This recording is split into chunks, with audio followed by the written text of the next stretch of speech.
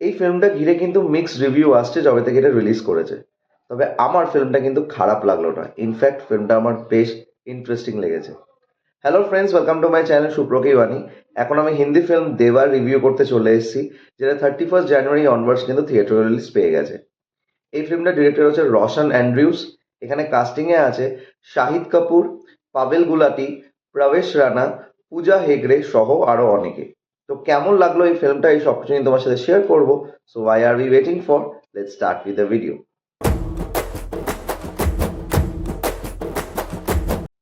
Firstly এই ফিল্মটা কিন্তু একটা remake of a Malayalam film, যেটা ডিরেক্টরও কিন্তু রোশন অ্যান্ড্রিউস ছিল।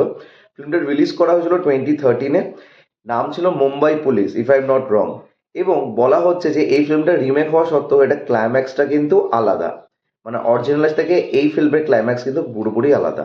আমি কিন্তু অরিজিনাল ফিল্মটা দেখিনি, তবে আমার এই ফিল্মটা অ্যাজ অ্যান ইন্ডিভিজুয়াল কিন্তু বেশ ইন্ট্রিগিং মনে হয়েছে। এটা এই কারণে মনে হয়েছে যে এটা কপ ড্রামা হওয়া সত্ত্বেও যখন এই ফিল্মটা ট্রেলার বেরিয়েছিল, ট্রেলার দেখার পরে আমার খুব যে এক্সাইটমেন্ট ছিল ফিল্মটা দেখার, সেটা আমি বলবো না। তবে ফিল্মটা যখন দেখছিলাম, আমার একটা না স্লো বার্ন এফেক্ট দিচ্ছিল ফিল্মটা দেখতে দেখতে। মানে আস্তে আস্তে আমি ইনভেস্টেড হচ্ছিলাম এই ফিল্মটার যে ড্রামা আছে সেটার মধ্যে। এবং ফিল্মটা যখন ইন্টারভেল হয়ে যায়, তারপর গিয়ে ফিল্মটার প্রতি খিদেটা আমার আরো বেড়ে যায় টুয়ার্ডস দি ক্লাইম্যাক্স। তো জাস্ট একটা নেল বাইটিং এক্সপিরিয়েন্স ছিল, বিকজ এরকম একটা ক্লাইম্যাক্স আমি কিন্তু পার্সোনালি এক্সপেক্ট করিনি যখন আমি ফিল্মটা দেখছিলাম। যদি ছোট করে গল্পটা বলা যায়, গল্পটা হচ্ছে একজন পুলিশ অফিসারকে ঘিরে, যে পুলিশ অফিসার থেকে বেশি মাওয়ালি টাইপস, এবং তার একটা নিজস্ব স্টোরি আছে সে এরকম কেন।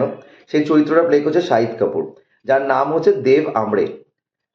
তার গল্পই শুরু হয়, মানে ফিল্মটা শুরুতেই দেখা যায় সে একজনকে ফোন করে বলছে যে আমি কেসটা সলভ করে ফেলেছি।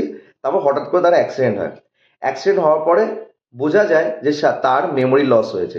তো সে বুঝতে পারছে না সে কি করেছে কি করেনি।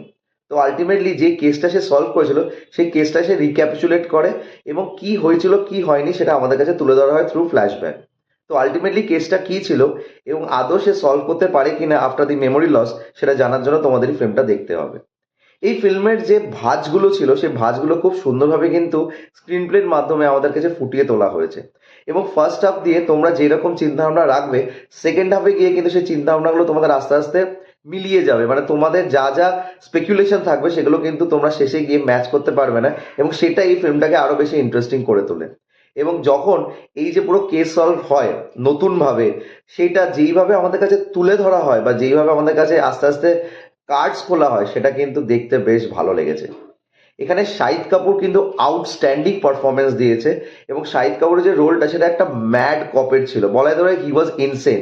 এবং তার যে চরিত্রটার যে মাওয়ালিপানটা, সেটা কিন্তু খুব সুন্দরভাবে শাহিদ কাপুর ফুটিয়ে তুলেছে। এবং এরম টাইপের ভাইব শাহিদ কাপুর কিন্তু কবির সিংয়েও আমরা দেখতে পেরেছি।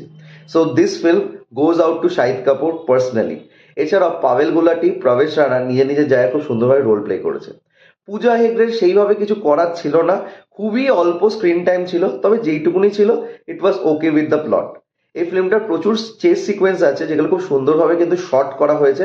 এবং সিনেমাটোগ্রাফিটা হ্যান্ড জার্কে থাকা সত্ত্বেও সেটা দেখতে কিন্তু বেশ ভালো লেগেছে। এবং যেইভাবে এই টোটাল ফিল্মটা শুট করা হয়েছে উইদিন দি স্লাম এরিয়াস বা উইদিন দি গলি অফ মুম্বাই স্ট্রিটস, সেটা কিন্তু বেশ ইন্ট্রিগিং।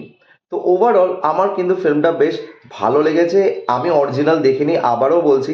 তো আমার কাছে এই ফিল্মটা কিন্তু একটা ইন্টারেস্টিং ওয়াচ মনে হয়েছে। তো তোমরা যারা যারা ফিল্মটা দেখেছো কমেন্ট করে জানিও তোমাদের কেমন লেগেছে। আর আমার যদি রিভিউটা ভালো লেগে থাকে, don't forget to like, share and subscribe my channel. আমার সাথে জুড়ে থাকার জন্য আমাকে ইনস্টাগ্রামে ফলো করতে পারো। ইনস্টাগ্রাম হ্যান্ডেল হলো সুপ্র09বিট্টু।